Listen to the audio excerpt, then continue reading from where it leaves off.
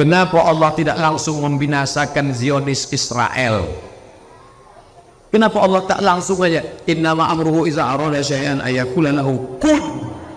Langsung orang Israel itu jadi monyet, jadi cigak cingkuk.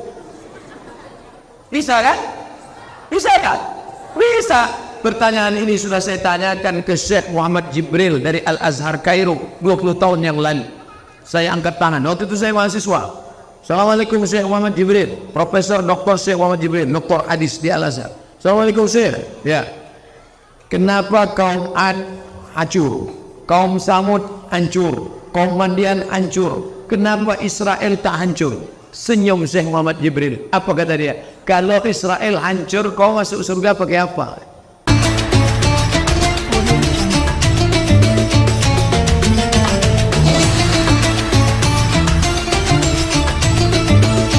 Berapa batas penghasilan kebun sawit yang harus dikeluarkan zakatnya? Zaman Nabi tak ada sawit, makanya ada orang mengatakan aku tak mau mengeluarkan zakat sawit. Bapak tak mau mengeluarkan sawit? Nanti Pak Ustaz, kalau sawit ini bisa dikunyah macam kurma baru saya keluarkan zakat. Ada orang gitu, karena zakat sawit ini pakai kias. Makanya Majelis Ulama Indonesia membagi dua. Yang pertama dikiaskannya ke makanan pakai mazhab Hanafi, tidak pakai nisab. Pokoknya asalkan keluar, asalkan panen, keluarkan 5%. Potong biaya operasional, pupuk, panen, brondol, rumput segala macam. Pokoknya asal panen keluarkan 5%. Kalau sejuta berarti 50.000, 5%. Ini kelompok pertama. Kelompok yang kedua dikiaskannya ke dagang, karena kata dia sawit itu tidak dimakan buahnya, tapi yang dijual itu, yang dipanen itu adalah hasilnya. Maka sama macam kulit manis, buah pala, cengkeh, maka yang dikeluarkan hasil dagang. Kalau sudah mencapai 85 gram emas kali 500.000, 42.500.000, di total setahun berapa hasilnya? Mencapai 42.500.000, maka keluarkan 2,5%. Dua-dua bisa dipakai. Yang mau mengeluarkan 5% ini dalilnya, yang mau mengeluarkan 2,5% ini dalilnya. Kalau 2,5% berarti 25.000 sejuta. Kalau 5% berarti 50.000. Oh, kayak gitu saya ingin 5.000 nggak apa-apa. Terserah lah. Kenapa Allah tidak langsung membinasakan Zionis Israel? Kenapa Allah tak langsung aja innama amruhu iza arada syai'an ayaqula lahu kun? Langsung orang Israel itu jadi monyet, jadi cigak cingkuk. Bisa kan? Bisa kan? Bisa. Pertanyaan ini sudah saya tanyakan ke Syekh Muhammad Jibril dari Al-Azhar Kairo 20 tahun yang lalu. Saya angkat tangan, waktu itu saya mahasiswa. Assalamualaikum Syekh Muhammad Jibril, Profesor Dr. Syekh Muhammad Jibril, Dr. Hadis di Al-Azhar. Assalamualaikum Syekh. Ya. Kenapa kaum Ad hancur, kaum Samud hancur, kaum Madian hancur? Kenapa Israel tak hancur? Senyum Syekh Muhammad Jibril. Apa kata dia? Kalau Israel hancur, kau masuk surga pakai apa? Ditunjuknya saya. Kalau Israel dihancurkan Allah, kau masuk surga pakai apa? Allah menyiapkan Israel supaya kita berjuang, berjihad, membebaskan Palestina. Tapi jangan anak-anak muda ini besok ke Palestina semua. Saya tak mau tiba-tiba dapat berita Riau Post 50 anak bencaklubi ke Palestina dan sekarang sedang terdampar karena kelaparan, tak dapat lontong sayur. Kalian tolong Palestina dengan prestasi. Akan anak-anak bencaklubi akan menjadi bisnismen. Amin. Tiba-tiba nanti ada anak bencaklubi yang menyumbang $50.000 ke Palestina untuk membebaskan, menolong, buat sumur bor, menyekolahkan anak-anak Palestina, memberikan bantuan beli perban, membangun rumah sakit Indonesia sudah di Palestina. Siapa yang membangun itu? Tiba-tiba nanti ada rumah sakit bencaklubi hospital. Siapa yang tidak bersyukur? Bangga kita. Ini bisa. Tapi itu target jangka panjang. Untuk jangka pendek kita selesaikan aja mesin ini. Anak muda harus bermimpi. Kalau Anda tidak pernah bermimpi, maka Anda tidak akan pernah melihat mimpi menjadi kenyataan. Betul? Orang yang paling terjajah adalah untuk mimpi pun dia tidak berani. Mimpi pun tak berani. Apalagi menghadapi dunia nyata. Maka kau mesti berani bermimpi-mimpi. Tapi ingat, kakimu harus tetap menginjak ke tanah. Gantungkan cita-citamu setinggi bintang di langit, tapi kakimu tetap injak ke tanah. Kalau kakimu tidak injak ke tanah, berarti kau hantu. Itu yang punya kebun sawit banyak itu siapa? Anak bencak kelubi. Berapa hektar? Ya sejauh mata memandang. Apa hukumnya non-muslim berpenampilan muslim mengucapkan kalimat salam, insyaallah, alhamdulillah, pencitraan, bahasa kerennya penipuan. Supaya apa? Supaya dipilih jadi caleg, pakai sorban, pakai jubah, masuk masjid, pakai koko, pakai kain, pakai jubah, pakai sorban, senapan angin belum berpotong, menipu, bagi-bagi, penipuan, pencitraan. Umat Islam harus cerdas, jangan tertipu karena nama, jangan tertipu karena titel, jangan tertipu karena sorban, jangan tertipu karena jubah, tapi tengoklah apa perjuangan dia. Gunakan telinga, dengar baik-baik. Gunakan mata, tengok baik-baik. Allahu Akbar. Allahu Akbar itu fungsinya dua. Pertama untuk usir hantu. Kalau ada kawan-kawan yang mengantuk di sebelah, Allahu Akbar. Kalau nampak-nampak yang ngomong, Allahu Akbar. Sebelum mulutnya tutup atau sedang, Allahu Akbar. Pak Ustaz, kami bagian parkir acara ini hanya bisa mendengar suara Ustaz dari kejauhan. Apakah amal pahala kami diterima? Kalian dapat dua, dapat pahala mengaji, dapat pahala parkir. Siapa yang mau dapat dua, aku diikut Ustaz.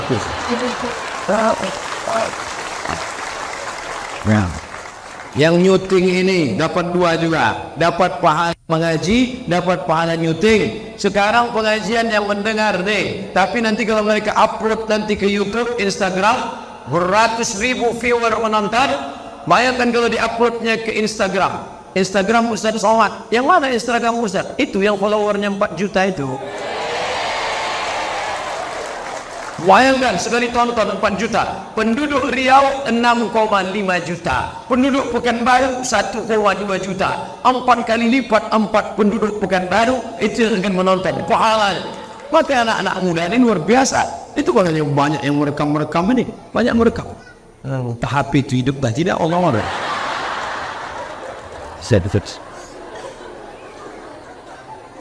Pak Ustaz, di desa kami masih ada warga yang kredit barang. Mohon penjelasannya Pak Ustaz. Kalau uang dengan uang riba, pinjam 100 ribu bayar 120 riba, pinjam 1 juta bayar 1.100.000 riba. Tapi kalau uang dengan barang tidak riba, pinjam, beli panci, cicil, tidak riba, karena akadnya uang dengan barang. Kalau uang dengan uang riba. Tapi kalau ada pihak ketiga, motor orang kredit motor, ada pihak ketiga, finance, keuangan, itu riba karena tak langsung. Tapi kalau Bapak Kades punya motor, saya mau beli motor, Pak Kades, ku beli motor Pak Kades, ku cicil, tidak riba karena akadnya uang dengan barang. Tapi kalau ada pihak ketiga, maka membayar uang ke pihak ketiga, uang dengan uang, motornya dibeli cash, itu riba. Pokoknya mudah saja. Uang dengan uang riba. Uang dengan barang tidak riba. Apa hukumnya beli beras dari amil zakat untuk dizakatkan lagi? Udah selesai udah. Ini udah bulan haji. Apa cerita zakat juga lagi? Ini beras 2,5 kilo. Aku beli beras ini 2,5 kilo tunai, maka beras menjadi milik saya. Sekarang saya bayar, aku bayarkan ini beras sebagai zakat fitrahku bulan ini tunai. Sekarang beras ini milik siapa? Kita ulang balik. Memang kalau kurang cairan payah nangkap. Saya datang ke masjid membeli beras. Aku beli beras ini 2,5 kilo tunai. Sekarang beras punya siapa? punya saya. Lalu beras ini saya bayarkan. Aku bayarkan zakat fitrahku tahun ini tunai. Sekarang beras punya siapa? Beras punya 8 asnaf. Nama sadaqatun lil fuqara wal masakin wal amilin 'alaiha wal mu'allafati qulubuhum wa fir riqab wal gharimin wa fi sabilillah fi sabil. Sekarang saya beli lagi beras itu. Aku beli beras ini 2,5 kilo tunai. Sahkah jual belinya? Tidak. Kenapa Pak? Ini bukan pemilik beras. Kita tak boleh menjual barang yang bukan milik kita. Aku jual sawit 2 kapling tunai. Punya siapa? Engkau. Mana bisa? Kecuali dia memang tukang jual beras. Kumpulnya 2,5 kilo, 2,5 kilo, 2,5 kilo, dibuatnya 100 kresek. Itu boleh. Tapi kalau beras itu juga, aku beli, aku jual, aku beli, aku jual, aku beli, aku jual. Lama-lama kuyat. Akadnya sudah bermasalah. Makanya saya berpegang kepada mazhab Syafi'i. Saya kalau bayar zakat fitrah dari sejak pulang dari Maroko 2008, ini 2018, sudah 10 tahun tak pernah saya bayar zakat fitrah pakai uang, tak pernah. Saya bayar zakat fitrah pakai beras. Saya beli beras, masukkan ke kresek, saya sendiri nyerahkan. Aku bayarkan zakat fitrah untuk aku bayarkan zakat fitrah untuk keluargaku, aku bayar zakat fitrah untuk anakku, aku bayar zakat fitrah untuk emakku. Bawa, jangan malas bawa beras. Beli beras, bayarkan beras. Kalau mau berpegang pada mazhab Syafi'i. Tapi kalau mau pegang mazhab Hanafi, pakai duit. Ini banyak orang campur mazhab dari rumah Hanafi sampai masjid Syafi'i.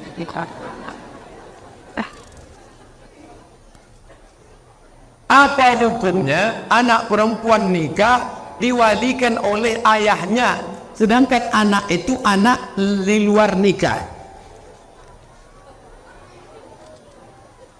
Ibu hamil. Kalau ada begini, itu 2, hamil atau kekenyangan. Lalu hamil 6 bulan, 3 bulan, 7 bulan, 8 bulan, dinikahkan. Aku nikahkan engkau dengan anakku dengan mahar sebentuk cincin emas tunai. Nikah itu sah. Menurut mazhab Syafi'i nikah itu sah. Buka kitab Al-Fiqhul Islami wa Adillatuh. Nikah sah, tak perlu diulang. Yang jadi masalah, nanti waktu anak lahir muncul 4 masalah. Pertama, anak yang lahir itu nanti tak boleh pakai bin bapaknya. Jadi pakai bin apa? Terus teranglah, bin kardus, bin sawit, bin kotak, bin brondol. 2, anak ini pertama laki-laki. Lahir anak laki-laki. Habis itu lahir adiknya perempuan. Nanti anak pertama laki-laki ini tak bisa jadi wali bagi adik-adiknya karena dia dianggap saudara seamak. Saudara seamak tak bisa jadi wali. Yang bisa jadi wali saudara seayah dan seayah seamak. 3, kalau si bapak mati, anak ini tak dapat harta warisan karena mereka tak ada hubungan nasab. 4, lahir anak gadis cantik jelita dipinang orang. Maka si bapak tak bisa jadi wali. Walinya siapa? Wali hakim. Wali hakim itu siapa? Pak Kuat, tolong kau nikahkan anak itu. Kenapa? Aku tak walinya. Jangan ngotot, saya walinya. Mana bisa? Kau kan dulu, apa salah saya? Kau mencoblos sebelum hari H. Wallahi ibu ya, banyak cakap saya ini tak sopan, tak layak, tapi mesti saya jelaskan. Guru takut menghukum anak bandal, bahkan orang tua takut memukul anak karena anak ada hak azazi manusia. Guru takut memukul, orang tua takut jadi hantu lah anak. Ini tak terhitung tahu berapa kali dipukul pakai batang sapu waktu di pesantren dulu. Siapa yang berbahasa Indonesia tertangkap lambat sholat, tidak pakai ikat pinggang, tidak pakai sarung, tidak pakai baju koko, dipukul pakai batang sapu. Gara-gara pukulan itu maka kami sekarang sahabat-sahabat kawan-kawan jadi orang. Kalau tidak tak tahu tak bagaimana. Sekarang pergaulan bebas, internet, Twitter, BBM, WhatsApp, YouTube, video, warnet. Kalau tidak main pukul, la haula wala quwata illa billahil aliyil azim. Oleh sebab itu mesti cerdas orang tua menyikapi anak-anak ini.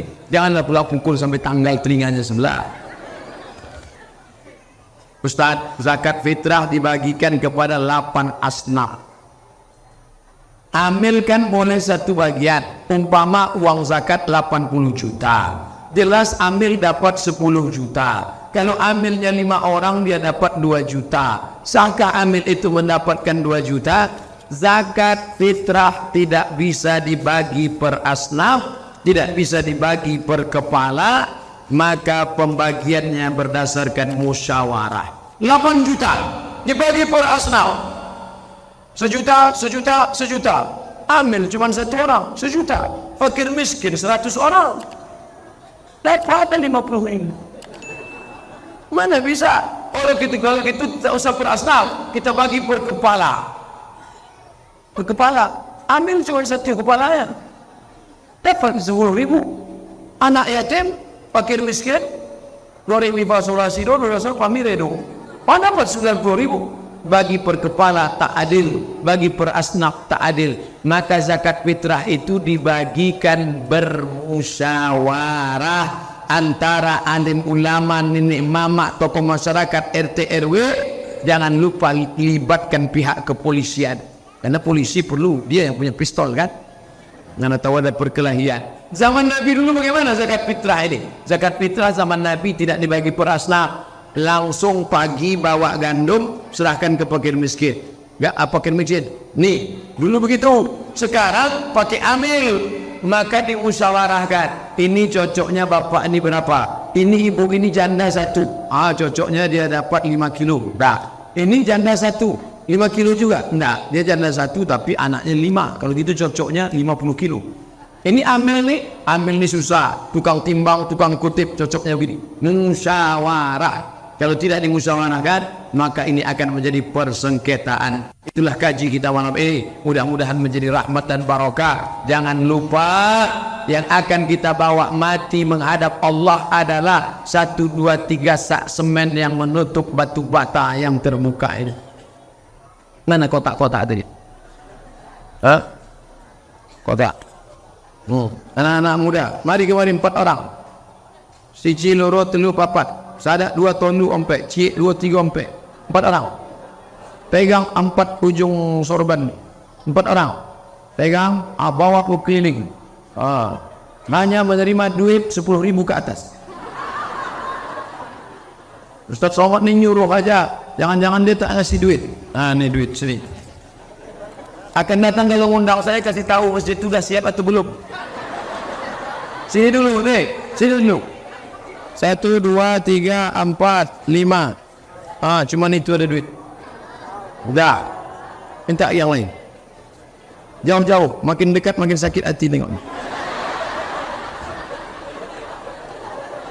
Untuk membeli semen, untuk membeli batu bata, walaupun masjidnya tak meminta, kita ingin persiapan mati menghadap Allah. Maka apa yang kau makan busuk, wa mana bisa apa yang kau pakai lapu, mobil tinggal, sawit tinggal, karet tinggal, yang kau bawa adalah itulah duit Allah. Itulah yang akan dibawa mati menghadap Allah Subhanahu wa taala. Jangan lupa sorbannya balik lagi. Tak apa-apa. Ala hazihin yang terus, walaupun kami berdoa terus berkeliling. Ibu-ibu ni yang paling penting, karena dompet bapak ni ibu dia yang megang. Ala hazinnya wa kulli niyatin salihah. Al-Fatihah.